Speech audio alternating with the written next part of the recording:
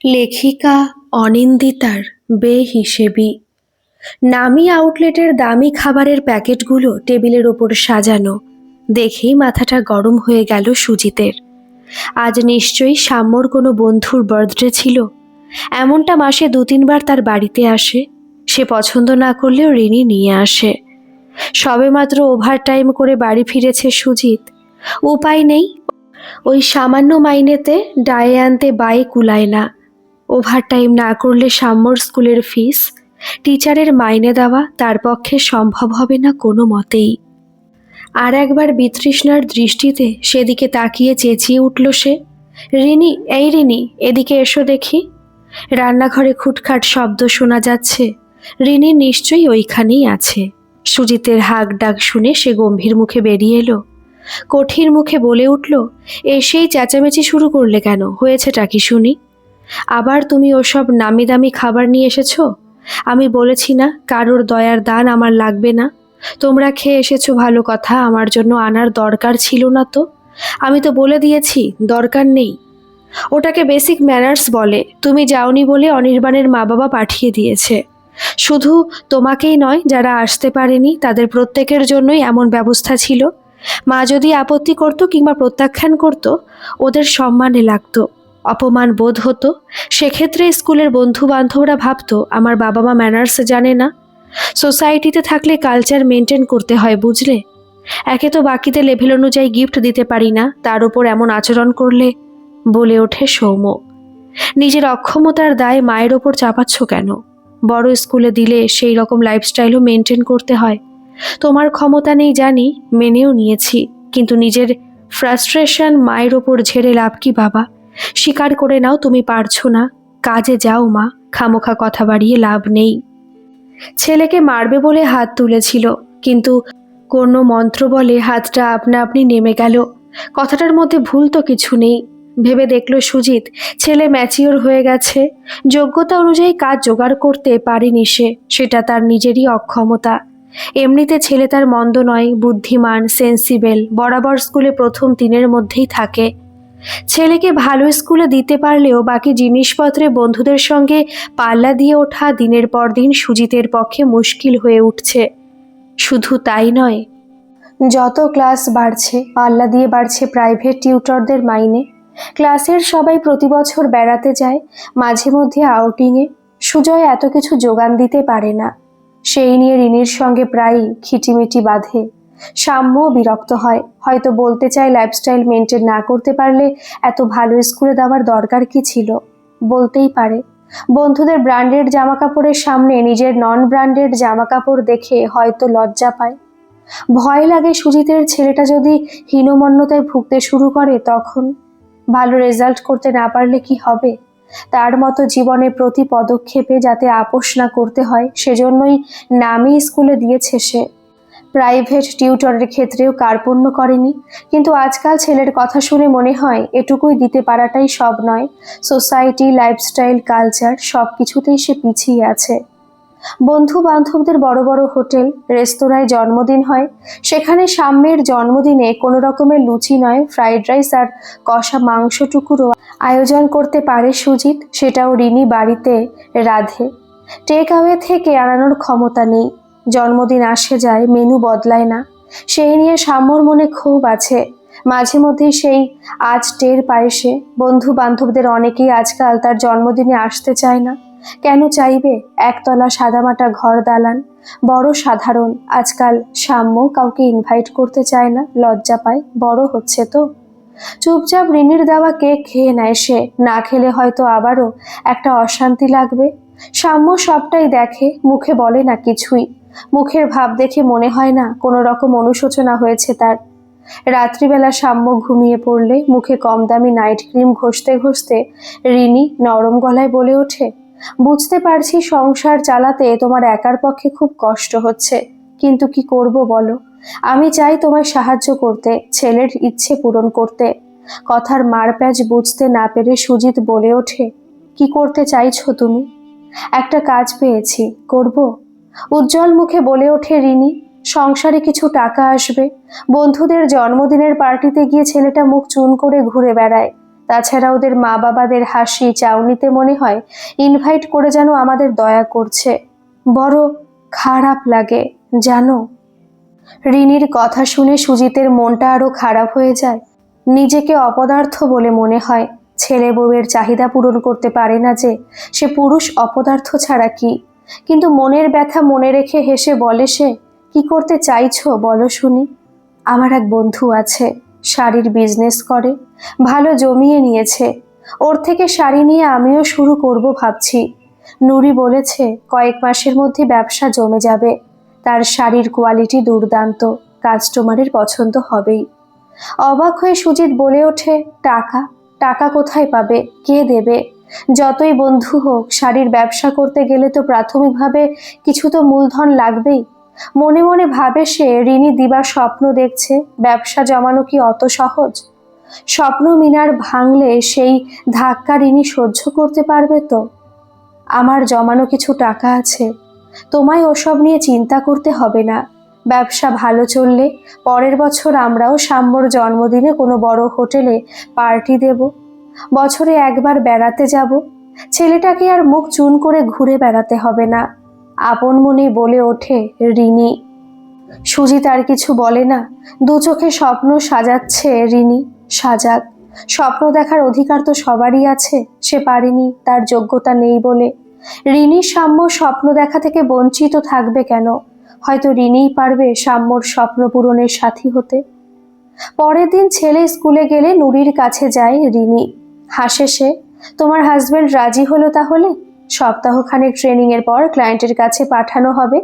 Satisfaction দিতে পারলে মাসখানেকের মধ্যে রোজগার বাড়বে।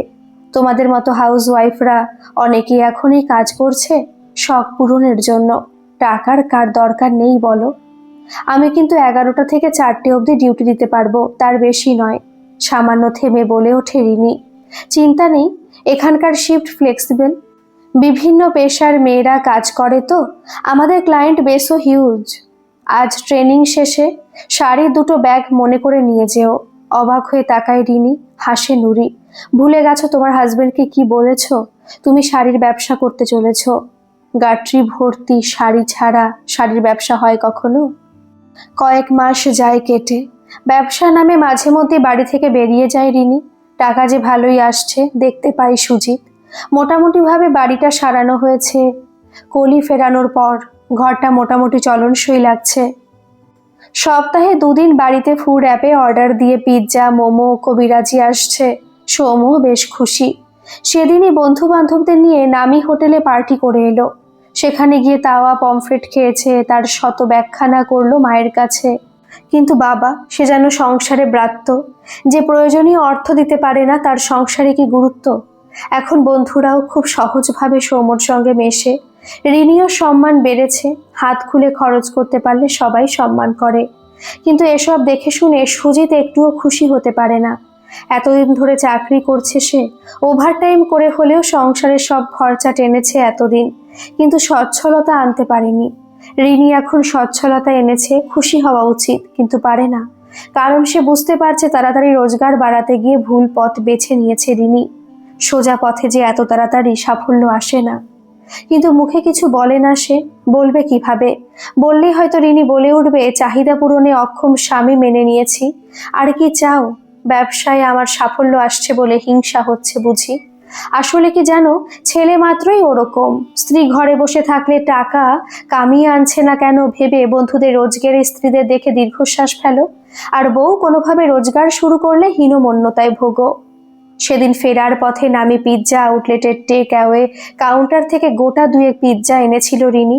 সৌম্য বেশ আনন্দ করে খেলেও সুজিতের শরীরটা ভালো নেই বলে সে খেতে পারেনি। বলেছিল একটু রুটি তরকারির কথা। বিরক্ত মুখে বলে উঠেছিল রিনি, খামোখা শরীরের দোহাই কেন দিচ্ছ? বলো, আমার রোজগারের পয়সায় আনা খাবার খেতে বুকের ভেতর বিচ্ছে। নিজে তো কোনোদিন আর ছেলেকে মাছ ডাল ভাতের বাইরে ভালো মন্দ কিনে খাওয়াতে পারোনি, পারবে কোত্থেকে? সে মুরদ থাকলে কি আর আমায় বাইরে বেরোতে হয়? কান খুলে শুনে রাখো, এই রাতের বেলা ওসব রুটি টুটি বানাতে আমি পারবো না। খেতে হলে মোড়ের মাথার দোকান থেকে কিনে আনো। ঠিক তখনই সৌম্য এসে রিনির দিকে তাকিয়ে বলেছিল, কয়েকটা ব্র্যান্ডেড শার্ট আর জিন্স কিনে দেবে মা? রোহন, অরুণ, স্বাতী, টিউলিপদের মতো। আসলে নন ব্র্যান্ডেড জামা কাপড় পরলে ঠিক। কাল আমার সঙ্গে স্কুল ফেরত মলে যাবি, যা যা পছন্দ হয় নিয়ে নিবি। একগাল হেসে চলে যায় সৌম্য। বাবার দিকে দৃকপাতও করে না। সে জানে মায়ের কাছে চাইলেই সব পাওয়া যায়। বাবা তো কেবল এতদিন ধরে পকেট খালির দোহাই দিয়ে এসেছে। সুজিত বোঝে এই সংসার তার দাম ফুরিয়ে আসছে। নিঃশব্দে সহ্য করে সে। যারা জীবনে সেরকম কিছু অর্জন করতে পারে না, সহ্য করা ছাড়া কি বা করতে পারে তারা। জীবনের এই ওঠাপড়া মেনে নিয়েই দিন কাটাচ্ছিল সুজিত। কিন্তু যেদিন বাড়িতে নতুন ঝকঝকে দেওয়াল টিভি এলো, সেদিন গভীর রাত্রে রিনির দিকে তাকিয়ে বলে উঠল সে, সত্যি করে বলো দেখি, কি করছো তুমি? শাড়ির ব্যবসায় এই কদিনে এত লাভ হয় না। মানে? সব বুঝেও না বোঝার ভান করে রিনি। যা বলার সোজাসুজি বলো। সোজাসুজিই বলছি। সত্যি কি তুমি শাড়ির ব্যবসা করছো? সাধারণ একটা ব্যবসা করে প্রতিষ্ঠিত হতে গেলেও মিনিমাম 2 থেকে 3 বছর সময় লাগে। আর তুমি মাত্র 6 মাসের মধ্যে। দেখো রিনি, খারাপভাবে নিও না, এখনো সময় আছে। বুঝলে সরে এসো। তোমার ওপর কিন্তু ছেলেটার ভবিষ্যৎ নির্ভর করছে। মা সন্তানের সবচাইতে বড় গাইড। তুমি সৌম্যর মা। সাময়িক কিছু চাহিদা পূরণের জন্য ভুল পথ বেছে নিও না যেন। তেমন হলে আমরা ওকে বোঝাতে পারি। অর্থ প্রয়োজনীয় নিঃসন্দেহে, কিন্তু তাই জীবনের শেষ কথা নয়। যেটা ভেবে এতদিন চুপ ছিল সে, ঠিক সেই কথাটাই বেরিয়ে এলো রিনির মুখ থেকে। ছি সুজিত, শেষে তুমি আমাকে হিংসে করবে কখনো ভাবিনি। নিজের চেষ্টায় উন্নতি করছি, তাতে এত রাগ তোমার, এত হিংসে? রাগ করছি না রিনি, আমার কথাটা একবার শান্তভাবে বোঝার চেষ্টা করো তুমি। সাময়িক আনন্দ দিতে গিয়ে ছেলেটার ভবিষ্যৎ জীবনে যেন অন্ধকার নেমে না আসে। সৌম্যর জীবনে অন্ধকার নেমে আসছিল কেবল তোমার জন্য। বন্ধুদের সঙ্গে প্রতিযোগিতায় হেরে যাচ্ছিল বারবার। চাপ পড়ছিল মনের ওপর। আমি সেই থেকে আলোয় উত্তরণের ব্যবস্থা করছি। তোমার ভালো লাগলে থাকো, নইলে আমার একার ক্ষমতা আছে ছেলে মানুষ করার। সুজিত কিছু বলে না। কি বলা যায় এরপরে? পরের দিন নুরির কাছে গিয়ে রিনি সুজিতের বলা কথাগুলো জানিয়ে বলে, বড় ভয় লাগছে ম্যাডাম। সৌম্য কখনো যদি আমার আসল পেশার কথা জানতে পারে, আমায় তো ঘেন্না করবে, কিছু নেবে না আমার থেকে। সুজিতও ছেড়ে চলে যাবে। তখন একা একা কি করব আমি? কি নিয়ে বাঁচবো? খামোখাই এত চিন্তা করছো তুমি। এখানে যারা কাজ করে তাদের সবার পরিচয় গোপন রাখা হয়, কেউ কোনোদিনই কিছু জানতে পারবে না। তুমি নিশ্চিন্তে নিজের কাজ করো। দেখছোই তো কেমন জলের মতো টাকা হাতে আসছে। ইচ্ছে মতো খরচ করতে পারছো। জানো নিশ্চয়ই হাতে টাকা থাকলে সব নেগেটিভ পজিটিভ হয়ে যায়। তোমার কাজে ক্লায়েন্টরা কিন্তু বেশ স্যাটিসফাইড। নেক্সট মান্থ থেকে আরো বেশি টাকা পাবে। মনে পড়ার ভঙ্গিতে নুরি বলে, মনে করে পরশুদিন ব্লু মুনে চলে যেও 12টার মধ্যে। সেনগুপ্তা স্যার 406 নং রুমে থাকবেন। একগোছা টাকা রিনির হাতে তুলে দেয় নুরি। টাকা নিয়ে রিনি বেরিয়ে যেতেই পর্দার আড়াল থেকে একটা গাট্টাগোটা চেহারা লোক বেরিয়ে আসে। মেয়েটা ব্যাগরবাই করতে পারে বুঝলে। ব্রহ্মাস্ত্র রেডি আছে তো? এর কাজে ক্লায়েন্ট কিন্তু স্যাটিসফাইড। ঘাড় নেড়ে ভেতরে চলে যায় লোকটা। একটা গোল চাকার মতো জিনিস তুলে দেয় নুরির হাতে। মাঝখানটায় চাপ দিতেই খুলে যায় পেন ড্রাইভটা। ল্যাপটপে খুঁজে নুরি মাথা নাড়ে। নিশ্চিন্ত দেখায় তাকে। ছেলের জন্মদিনের আয়োজন বড় একটা হোটেলে করার প্ল্যান করে রিনি। টাকা দিলে কি না হয়। নামি বেকারি থেকে জমকালো 3 থাক কেকেরও অর্ডার দিয়ে দেয় সে। কিন্তু দুজন ভদ্রলোককে পার্টিতে ঢুকতেই দেখে বুকটা হঠাৎ কেঁপে ওঠে রিনির। ওরা দুজন আবার সৌম্যর বন্ধুদের প্যারেন্টস নাকি? এবার শেষের দিন কি তবে ঘনিয়ে এলো? ভদ্রলোক দুজনও লক্ষ্য করছে রিনিকে। মুখখানা তাদের অস্বাভাবিক গম্ভীর হয়ে গেছে। বোধহয় নিজের বাচ্চারা কোন স্কুলে পড়ে ভেবে নিজেদের মধ্যে কি যেন আলোচনা করছে। ছাই মাখা মুখে রিনি এগিয়ে যেতে চায় সেদিকে। দূরে দাঁড়িয়ে থাকলেও সুজিত সবটাই লক্ষ্য করেছে। বউয়ের পিছু পিছু সেও এগিয়ে যায়। কোনোভাবেই অপ্রীতিকর ঘটনার আজ সোমের ওপর পড়তে দেবে না সে। আজ যে ছেলেটার জন্মদিন, সে জানে মাকে শ্রদ্ধা না করতে পারলে ভবিষ্যতে কাউকে শ্রদ্ধা করতে পারবে না সে। পারবে না বিশ্বাস করতে। বিশ্বাস ভঙ্গের বেদনা বড় ভয়ঙ্কর। সুজিত জানে ছেলেকে সেই কষ্ট কিছুতেই পেতে দেবে না সে। দুজনের মধ্যে কেউ কিছু বলার আগেই অনুরোধের সুরে বলে ওঠে রিনি, আপনাদের যা বলার আমায় আলাদা করে বলবেন। এখানে সবার সামনে দয়া করে কিছু বলবেন না। এখানে আমার ছেলের জন্মদিনের অনুষ্ঠান চলছে। বোঝেনি তো, একজন মায়ের অনেক স্বপ্ন লুকিয়ে থাকে দিনটাকে ঘিরে। সৌম্য যদি জানতে পারে হয়তো আমায়। এমন কাজ করেন কেন যাতে ভবিষ্যতে নিজের সঙ্গে চোখ মেলাতেও লজ্জাবোধ হয়? নিজেকে শোধরান, টাকার জন্য বিকিয়ে দিয়েছেন একেবারে। আর সেই নিজেকে বেচা টাকায় বড় হোটেলে পার্টি দিচ্ছেন, ভাবছেন সুখ কিনছেন। একটু কি লজ্জাও হয় না আপনাদের? চলো চ্যাটার্জি, গৃহস্থ ঘরের বউ মেয়েদের কি অবস্থা দেখি আজকাল। ছি ছি, আমি তো ভাবতেই পারছি না এই প্রস্ট মহিলাটির ছেলে আমার ছেলের বন্ধু, তাদের ইনভিটেশনে আমরা এখানে এসেছি। বলে ওঠে চ্যাটার্জি। ছেলেমেয়েরা কি শিখবে বলো তো এদের দেখে? মনে হচ্ছে পার্সোনালি প্রিন্সিপালের সঙ্গে কথা বলতে হবে এই সৌম্য নামের ছেলেটাকে, যাতে স্কুলে না রাখে। বাকি ছেলে মেয়েদের লাইফ তো একজনের জন্য স্পয়েল হতে পারে না। ভয়ে আতঙ্কে সাদা হয়ে যায় রিনি। কি বলছে ওই চ্যাটার্জি নামের ভদ্রলোক? ওরা ইনফ্লুয়েন্সিয়াল। ওদের কথায় তার ছেলেটাকে যদি স্কুল থেকে, তাহলে তো আত্মহত্যা করা ছাড়া রিনির কাছে অন্য কোনো পথ খোলা থাকবে না।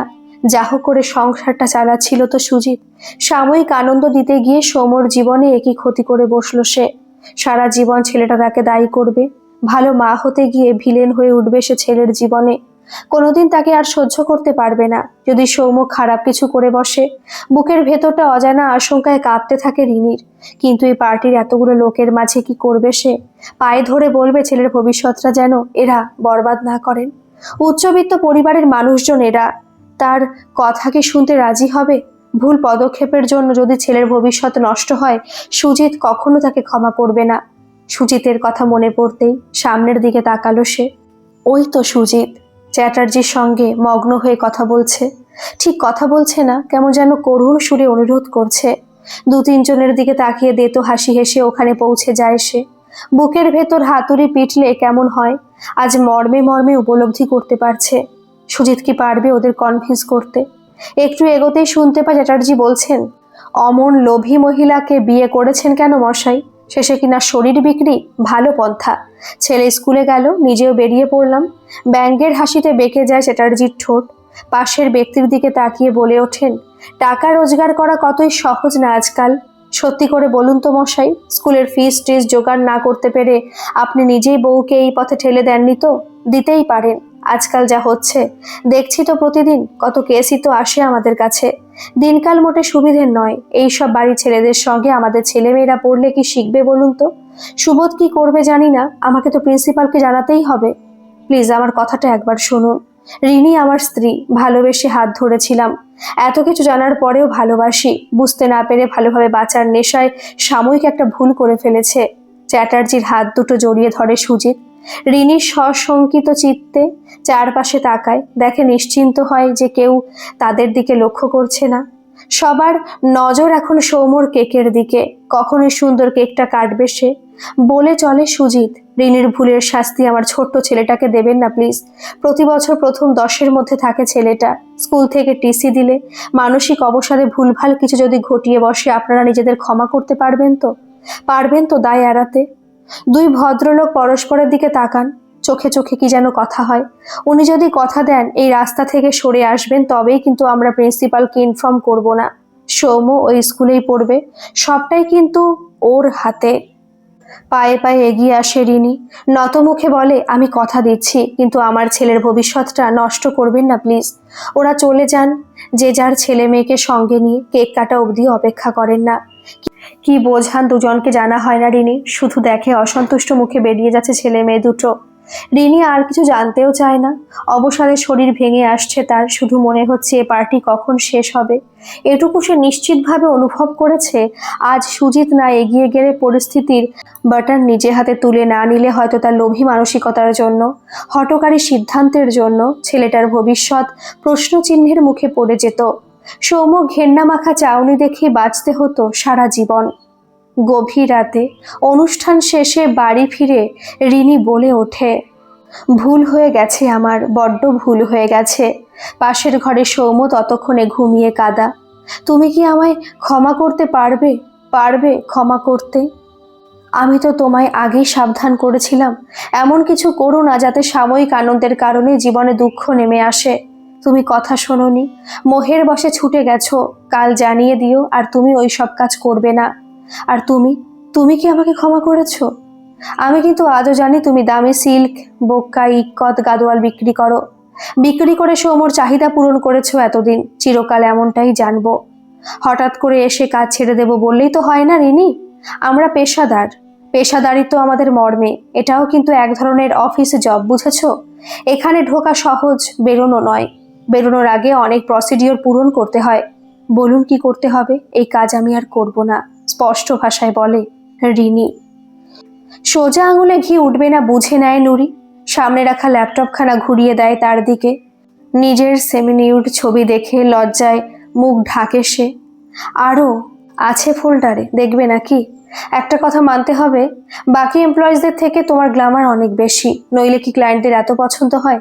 অনেকে তো তোমাকে রেকমেন্ড করে। ভালো কথা, কাল একটা ডিউটি আছে, সঠিক সময় পৌঁছে যেও। টাইম আর হোটেলের নাম হুয়াতে পেয়ে যাবে। হাসে নুরি, অবজ্ঞার হাসি। বুকের ভেতরটা পুড়ে যায় রিনির। মোহের বশে এত বড় ভুল কিভাবে করলো সে? কি করবে, কোথায় যাবে ভেবে পায় না রিনি। এতদিনে বোঝে তার আশ্রয়স্থল একটাই। বাড়ি ফিরে সব কথা খুলে বলে সুজিতকে। থমকে যায় সুজিত। মানসিক অস্থিরতার কারণে আজ সে অফিস যায়নি। ছেলে অবশ্য স্কুলে গেছে। রিনির কথা শুনে ঘরে চারপাশটা দুলতে থাকে তার চোখে। সামান্য থেমে নিজেকে ধাতস্থ করে সে। ওই দুজন ভদ্রলোক তোমায় পার্সোনালি চিনল কিভাবে? ওরা কি কখনো তোমার থেকে এসকর্ট সার্ভিস নিয়েছিল? সুজিত, একটু জোরেই চেঁচিয়ে ওঠে রিনি।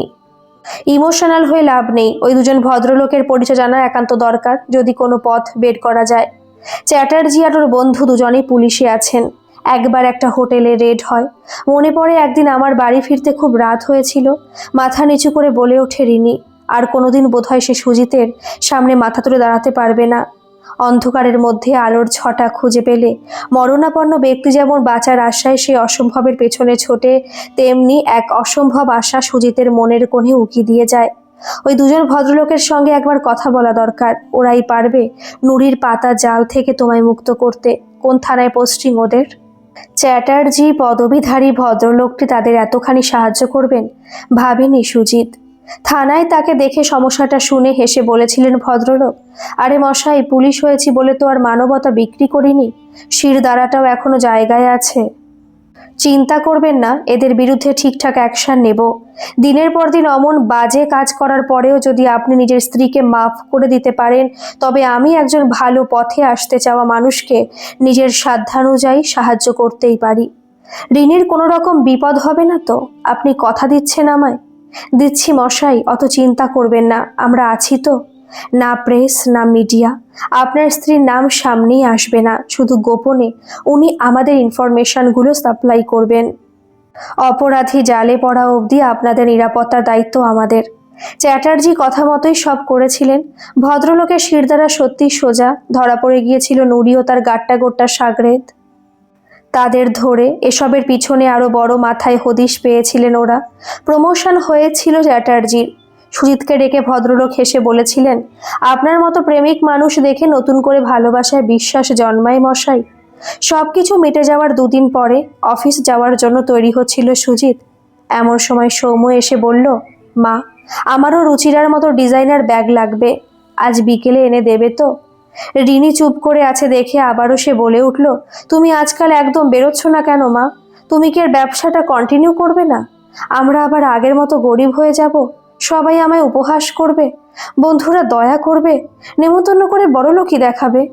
তুমি তো পড়াশোনা করছো সাম্য। আজ আমাদের যে অভাব আছে, কাল তোমার হাত ধরেই দেখবে সেই অভাব কেটে যাবে। সময় বদলে যায় সময়ের হাত ধরেই। আমাদের সময়ের পরিবর্তন না হয় তোমার হাত ধরেই হবে। ছেলের মাথায় হাত বুলিয়ে বলে ওঠে সুজয়, জানো তো, পছন্দের জিনিস নিজের উপার্জনের টাকায় কিনতে পারার মতো আনন্দ আর কিছুতেই নেই। ভবিষ্যতে যখন বড় হবে তখন আমার এই কথাটা মনে রেখো। আমি শুধু চাই মন দিয়ে পড়াশোনা করে তুমি বড় হও, সাবালক হও। মুখটাকে গোছ করে বলে উঠল সে। তার মানে মা আর বিজনেসটা কন্টিনিউ করবে না? প্রতি সপ্তাহে বাড়িতে আর পিৎজা বিরিয়ানি আসবে না? বিজনেসে হঠাৎ করে বড় একটা লস হয়েছে বাবা। আমরা তো সবাই মিলে একটা পরিবার। মা এখন বিপদে পড়েছে, আমাদের সবাইকে মিলেমিশে একটু মানিয়ে গুছিয়ে নিতে হবে। পারবে না তুমি? পারবে না মায়ের পাশে দাঁড়াতে? আমাদের সৌম তো বড় হয়ে গেছে, আমরা তিনজন মিলে সবটা ঠিক সামলে নেব। এগিয়ে এসে ছেলের মাথায় হাত রাখে রিনি। আজকে রাতে বাড়িতে এগ চাউমিন বানাবো, হোমমেড চাইনিজ। ভালো লাগে না তোর? মাথাটা অনেকখানি হেলায় সাম্য। হোটেলের খাবার টেস্টি হলেও জিভে লাগাম দিতেই হবে তোকে। বাবার মতো তাকেও দাঁড়াতে হবে মায়ের পাশে। অভাব দরজায় দাঁড়িয়ে জেনেও তার একটু একটু ভালো লাগছে। বাবা মা তাকেও বড়দের মতো সমান গুরুত্ব দিচ্ছে, মতামত নিচ্ছে। মনে হচ্ছে এই সংসারের সেও একজন গুরুত্বপূর্ণ সদস্য। মায়ের অর্থনৈতিক বিপর্যয়ের দায় তাকেও নিতে হবে বই কি। রিনির চোখে জল এসে পড়েছিল। ছেলে কি তবে রাগ করলো? কিন্তু পরক্ষণেই অবাক হয়ে দেখলো সে দু হাতে চোখের জল মুছিয়ে দিচ্ছে সাম্য। বড় চাকরি পাওয়ার পর তোমার জন্য একটা অনেক বড় শাড়ির শোরুম খুলে দেব। তখন বাবাকে আর কোনো কাজ করতে হবে না। যখন ইচ্ছে হবে তখনই আমরা মাংস ভাত খাবো, সাজানো গোছানো বড় ফ্ল্যাটে থাকবো। তাই হবে বাবা, তুই যেমনটা চাইবি তেমনই হবে। আমি একটু প্রবালদের বাড়ি যাচ্ছি নোটস আনতে, সামনে ইয়ারলি এক্সাম আসছে, যাই। সুজিত ঘাড় নাড়লে চটিটা গলিয়ে বেরিয়ে যায় সাম্য। ছেলে যদি কোনোদিন আসল ব্যাপারটা জানতে পারে, আমায় নিশ্চয়ই ঘেন্না করবে। কোথায় যাব তখন? কাদো কাদো মুখে বলে ওঠে রিনি। কোনোদিন জানতে পারবে না, তুমি নিশ্চিন্ত থাকো। রিনিকে বুকের মাঝে আগলে নেয় সুজিত। ভাবতে পারিনি সব জানার পরেও তুমি আমাকে মাফ করে দেবে। চ্যাটার্জি স্যারের সঙ্গে সাম্যর বার্থডে পার্টিতে দেখা হওয়ার পর ভেবেছিলাম আমার আর নিজের সংসার বলে কিছু থাকবে না। সারা জীবন সাম্য আমায় ঘেন্না করবে, তুমিও দূরে সরে যাবে। একাকিত্বের অতল খাদে তলিয়ে যাব ধীরে ধীরে। কিন্তু তুমি তুমি সব হিসেব পাল্টে দিলে। নিজের চোখে চোখ মেলাবার যোগ্য রইলাম না আর। মাঝে মধ্যে বড় অপরাধী মনে হয় নিজেকে। মানুষই ভুল করে, তাই সে মানুষ। ভুল করেছো বলে তো আর আমার এতদিনের ভালোবাসা মিথ্যে হয়ে যায়নি। রইল বাকি শুদ্ধতার কথা। আমি জানি তুমি মন থেকে শুদ্ধ হয়েই আমার সংসারে এসেছো। সেদিন ভালোবেসেছিলাম প্রেমিকা হিসেবে, আজ ভালোবাসি স্ত্রী হিসেবে, সাম্যর গর্ভধারিণী হিসেবে। সম্পর্কের নাম বদলেছে দিন বদলের সঙ্গে, কিন্তু ভালোবাসা সেই একই রকম আছে। বুঝেছো? আদর করে ঋণের থুতনিটা নেড়ে দেয় সুজিত।